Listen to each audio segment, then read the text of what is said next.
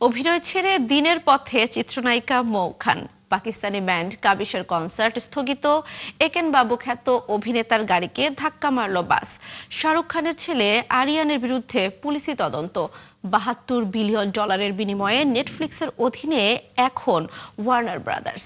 এক নজরে বিনোদন দুনিয়ার খবরাখবর আফফান মিতুলের প্রতিবেদনে।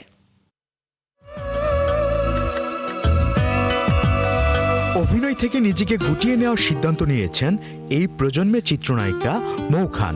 বেছে নিয়েছেন দিনের পথ। শুক্রবার সন্ধ্যায় ফেসবুকে দেওয়া এক পোস্টে এমনটাই জানান এই চিত্রনায়িকা। তবে 24 ঘন্টা পার না হতেই পোস্টটি নিজের টাইমলাইন থেকে ডিলিট করেন মৌ খান। 2019 সালে মৌ খান প্রতিশোধের আগুন সিনেমার মাধ্যমে বড় পর্দায় পা রাখেন।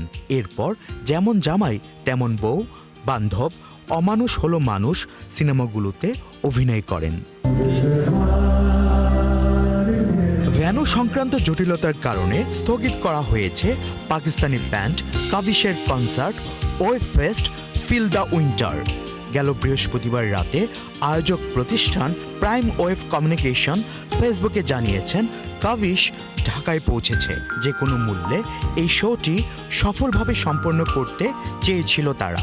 দেশের সামগ্রিক পরিস্থিতি এবং অস্থিরতা বিবেচনা করে প্রস্তুতি, ভ্যানু, কাগজপত্র, শিল্পী পারিশ্রমিক এবং পারমিট সংক্রান্ত সব জটিলতা কাটিয়ে ওঠার পর তাদেরকে পরামর্শ দেওয়া হয়েছে যে দেশের অশান্ত পরিস্থিতি বিষয়ক সংবেদনশীল কারণের জন্য ওয়েভ ফেস্ট সিজন 1 স্থগিত করতে।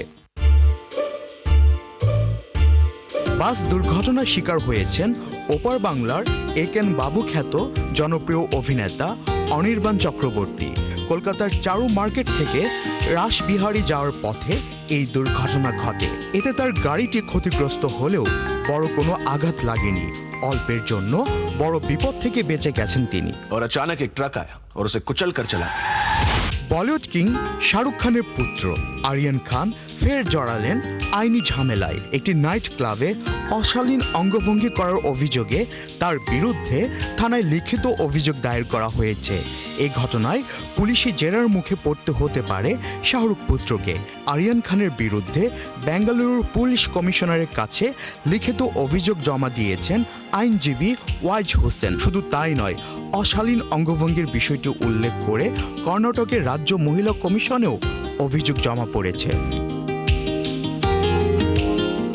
হলিউডে বড়সড় পরিবর্তন আনতে যাচ্ছে নেটফ্লিক্স। কোম্পানিটি $72 বিলিয়ন ওয়ার্নার ব্রাদার্স ডিসকভারির ফিল্ম ও স্ট্রিমিং ব্যবসা কিনতে রাজি হয়েছে।